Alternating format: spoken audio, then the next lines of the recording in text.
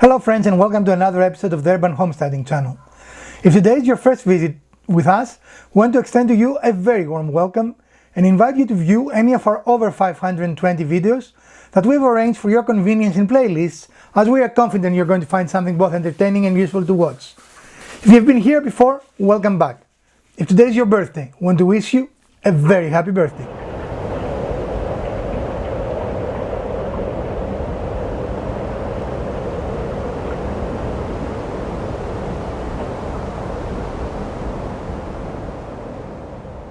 Today I have what we think is a fun project for you.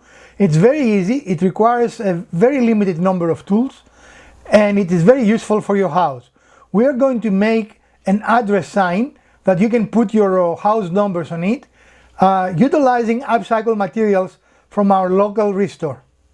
So stick around and we're going to show you how we did it. So here we are in front of our property, and we want to jazz up a little our mailbox and make it easier for visitors and delivery people to find our home. It is a little bit challenging where we live. So this is where we're going to put our sign, right? Okay. And we are here with the finished product.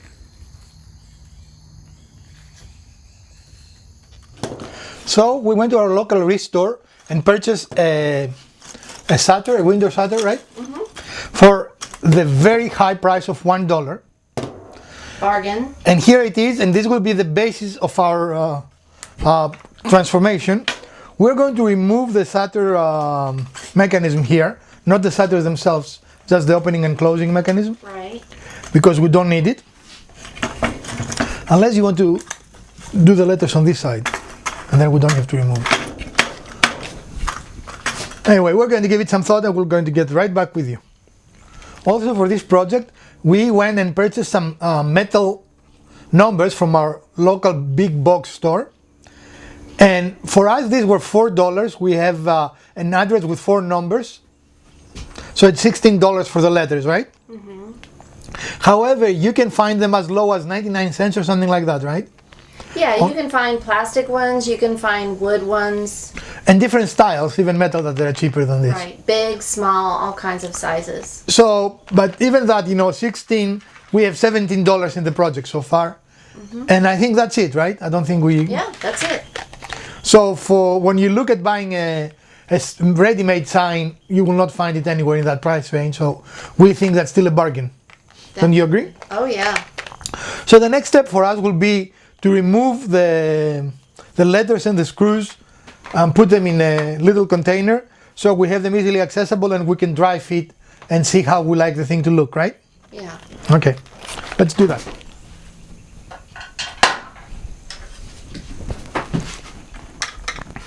So we're just removing this hardware we don't really need anymore, right? Mm-hmm. So this has pretty decent hardware. Yeah.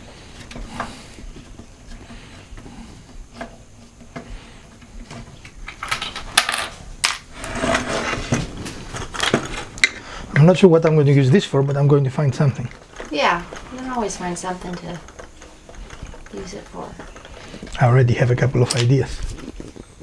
Such as? I can use them and create hooks to hang things like my battery meter, Like if I use them by themselves like that, they create a nice hook. Yeah. So, we'll see. All right. So here we have it naked. Naked. It's lost all its adornments. And for simplicity, we decided to use the other side. So we need to tap this down. We need to fix it. And I'm going to just shoot a nail, a thumbnail, a brad nail through this. Mm-hmm. And that will hold it in place. Okay. Because we don't want the louvers to be able to open for our project. Even though we don't really have a lot of air here. So we decided to change paths a little bit, and we used liquid nails to immobilize this mechanism, because I was afraid that if we were to hit a brad nail, we would go through the front side, which is the side we want to preserve. Mm-hmm. And we are contemplating, we haven't decided yet, about putting a border around it. What are your thoughts? Something to frame it, give it a little more depth, maybe. A contrasting color, something. We'll see. Yeah, we haven't decided yet. Yeah. So we're going to set up and do a dry fit of the numbers. So stick around. So here we are in our first dry fit. And simply, without attaching anything yet, we're looking at the position of the letters. Making sure we like how the thing looks. And we're playing with ideas. We told you we were considering a frame, not that big of course. Right. But now we're considering maybe painting the outside and leaving the inside white. Yeah. Is that what we're thinking? Yeah, I think it will give it a little bit of a pop. So, yeah. Going along. So we'll see.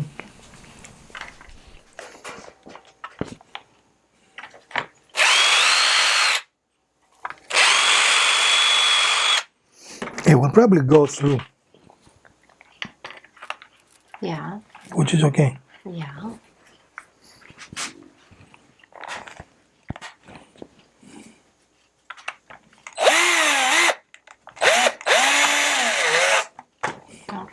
Don't go too tight.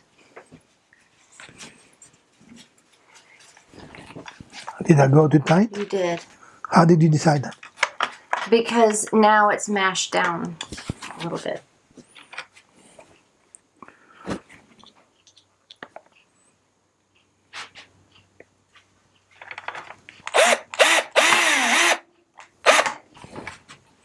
Happy?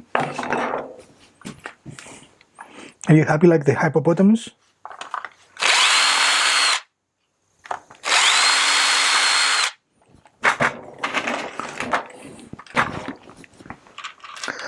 Hippopotamus. Oops, that fell. The game is Hungry Hippo, No, not Happy Hippo. the happy. You don't know the. The hippo. You don't know the. The American. hippo. You know, like the happy hippo? Sure. Oh, yes, that one. But there's also a game called Hungry Hippo. Yeah, that's different. Not as sexy. What is going on? I have no idea what went on. I don't see the screw. Did we move it? I don't see the hole. That's what was happening. There was no hole there. There's no hole here either. You lost your hole? Yes, apparently. Well, it probably moved it around too much. I didn't do anything.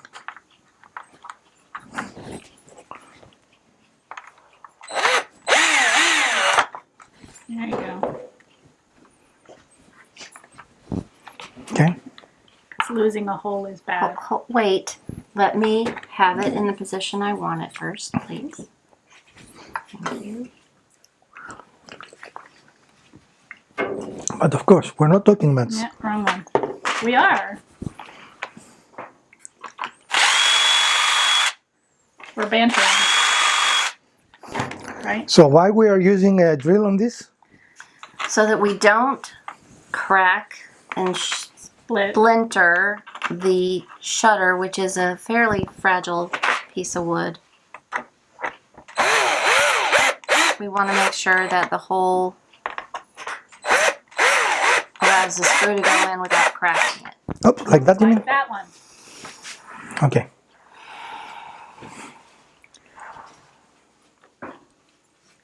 So, come on. So here we are with the finished placement of the letters, of the numbers. And you could potentially make it something similar with your address, right? Probably with smaller characters. These are kind of large. Yeah. And we could have even done it, you know, on a sideways type. Yeah. But for our purposes and the way we want to hang it and display it, it's going to be this way. Especially, I think if you had a longer number, sideways will make more sense. Because Yeah, because it will not fit take more less than 4. space. Yeah. Right, right. So we were discussing initially to make a frame around it on the edge, but then we decided we're just going to paint this outside perimeter, and we're going to paint it a dark color. Is it black or is it just copper? What is it? It's almost an antique bronze finish. Okay. So the next step will be for us to mask the Saturn part, and of course the letters, Numbers. numbers, characters, and that will allow us to prevent any paint from going here. So we're going to do that. We'll be right back with you. So here we are doing the masking tape to get this sectioned off so that the dark outer border can be sprayed. Although I don't know that anybody can hear me because you got the mic. I can hear you. Okay.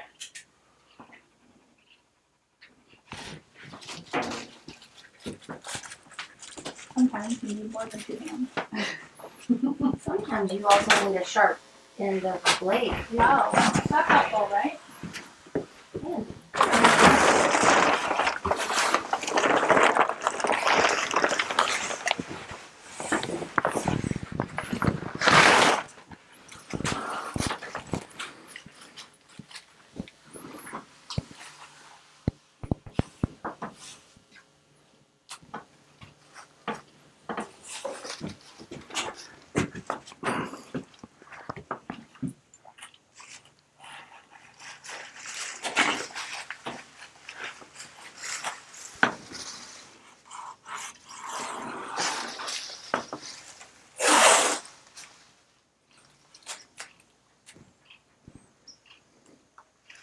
So since these are kind of at different spots, will you come back and Yeah. trim those? Okay, because you got the other ones pretty well lined up. Is he eating stuff? No. Oh, it's just wheezing. Yours is rolling in the. Yeah, he definitely is going to need a bath. He's been rolling in those leaves in absolute ecstasy. They're talking about the dogs, by the way. Just in case there was a... Any sort of question.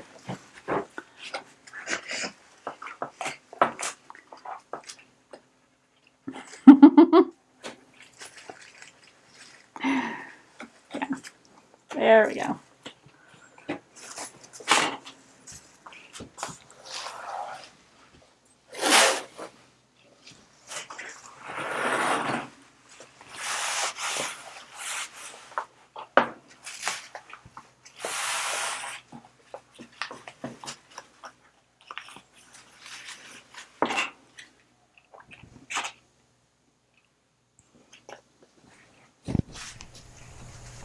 And here we are in our painting booth, Yeah.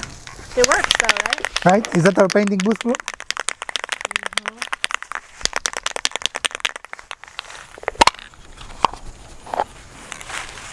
And I guess I need to go all the way around, right? Yeah.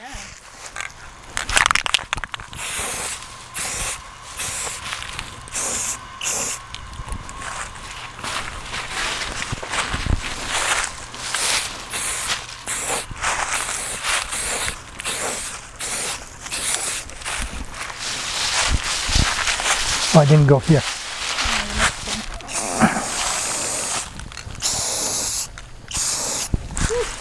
What? Smelly.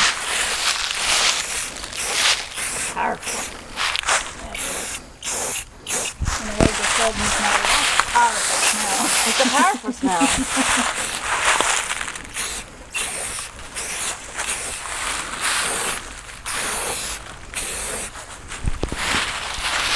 I think some on this inner edge that you might want to get from this side. So What in the red? Yeah. See it?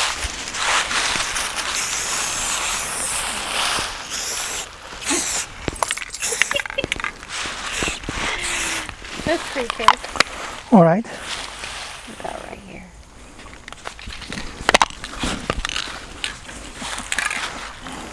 No, this is a how-do channel, not the dog channel. You mean they don't like to see the dogs? I don't know. Are the sides okay? I cannot see them.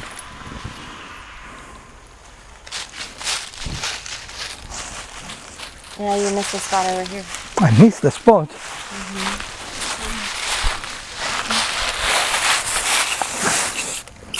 We cannot have that. Okay, I think that's good. So now it has to dry. how long it has to dry. So you guys read here, tell us how long we need to. Let me see if I can make this focus. That's okay, I was just joking. Sort of focused. Okay. How long? Or too close, I have no idea.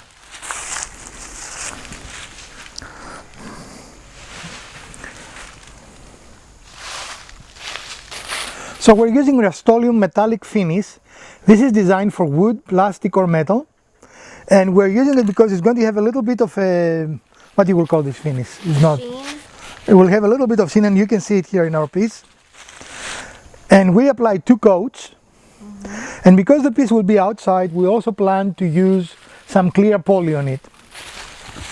Elpida brings it to me. See your reflection in there. Good. So we'll use the clear crystal enamel, and to protect it, it will not change the color of the look of the piece, but it will give it some protection against the elements. And really, if you want to keep it long term, this is something that you will have to repeat every couple of years. You know, respray it with a clear enamel or poly. Enamel. It says for a protective glossy finish. Yeah. We also have a non-glossy one. Are we going with glossy or not glossy?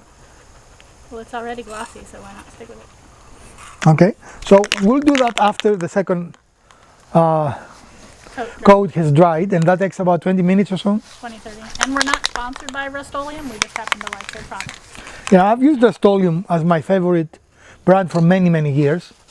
On occasion, especially when financial times were hard, I've used the Walmart brand because it was 99 cents versus $5 for Rust-Oleum. So it gets worked okay, but really it doesn't last as long as Rust-Oleum.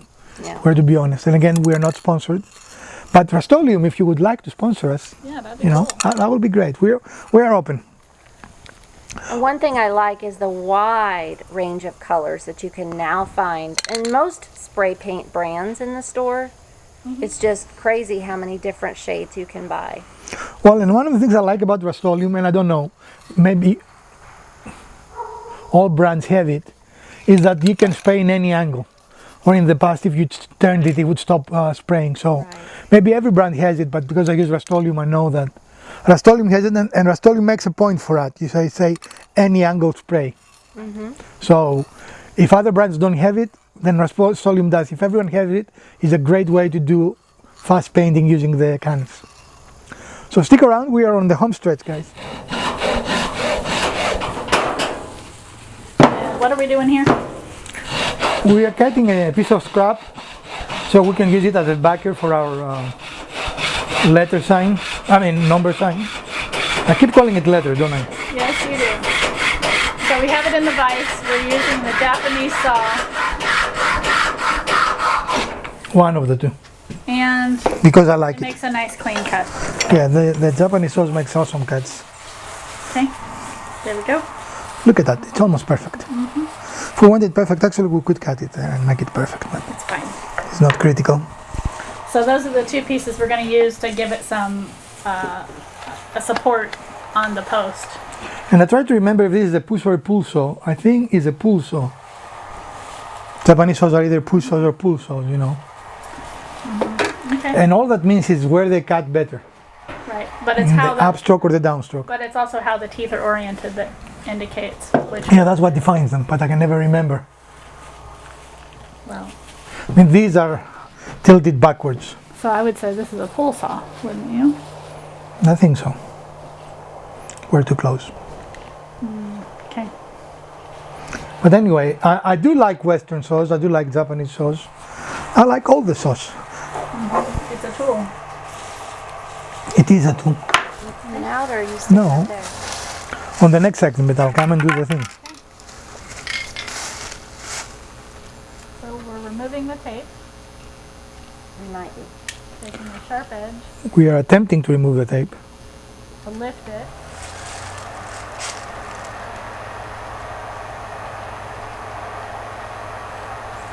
It's a very nice crisp edge there.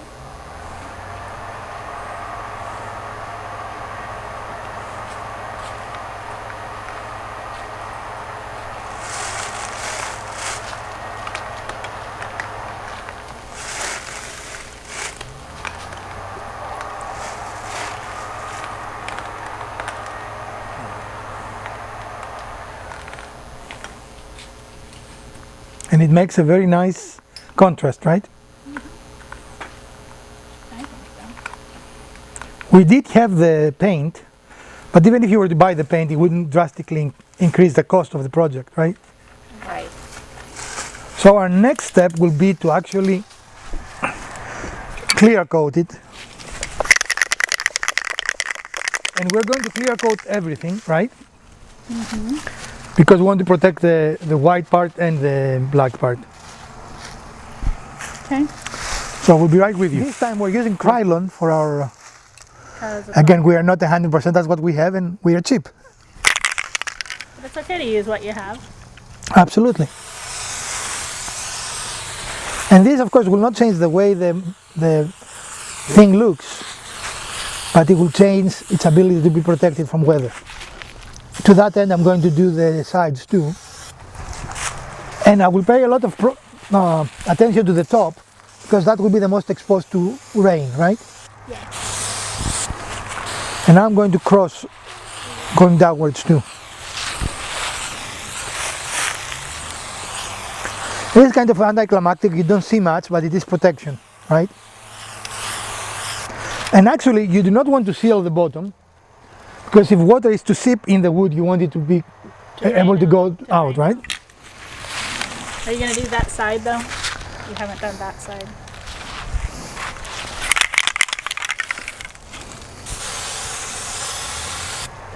You want me to do more? I mean, I don't think you can overdo it with this. No. Now this is the same thing we use for our, what you call it? Countertop Countertop, yeah. in the laundry. Can you get a little, yeah, can you get a towel, please?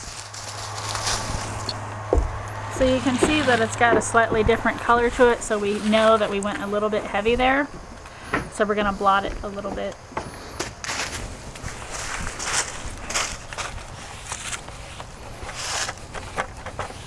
Not so much blot as wipe, but it worked. I don't know what you mean by blot. Dab. Oh. Okay. But now that you've wiped all that off and you got your fingerprints over there, you got to go over it again. Where do I have fingerprint? Where you were holding it, right there. Fingerprints. Those ones. Yeah. Okay, now we have to wait for it to dry. Yeah. And then the reveal. Yep. Bam, bam, bam.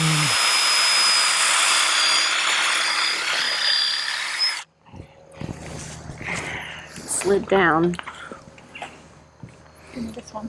I don't know where the other one is. No, I think this is a problem. Stop. What is the problem? Back up. What is the problem? Tell me. Okay, we're not on.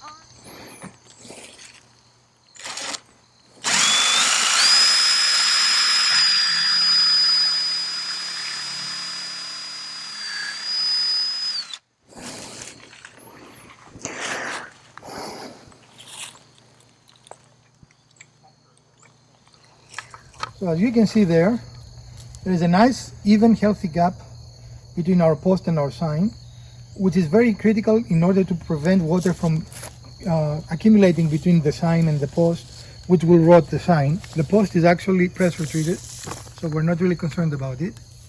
And we might want to paint the spaces black, you think? We left them unpainted, but you know, Yeah. it's not a big deal. They'll actually weather, I think, similar to what the post. Yeah, they looks will like, weather for sure. so it'll blend in. Okay, cool. So here we are with the finished project. And ladies, how do you think it came? I think it's Really nice. Okay, and we're going to be watching it. I don't think we're going to have any problem with rot, because it is not really touching this post, and it is not really touching the ground at any level. We don't get snow here, it will never be underwater. And we have protected it enough with both paint and Clear the coat. clear coat. So every year or so we have to redo it, to recoat it. But that is about it. So was that what we envisioned when we started this project? Yeah, I mean, it did evolve as we went through the process. We changed things up a little bit, but I think that makes us more creative, and we don't have something set that we have to adhere to. All right. Well, folks, this ends our episode for today. And if you did like it, please give us a thumbs up. If you didn't, the other button works as well. share, like, let us know what you would like to see in the future episodes, and let us know in the comments below what you would like more detail of, if you like this project, etc. From Dr. Wizard, Elpida, Mrs. Wizard, and the Urban Homesteading Channel, stay safe, wash your hands, put your masks on, and we are going to see you soon. Farewell, friends.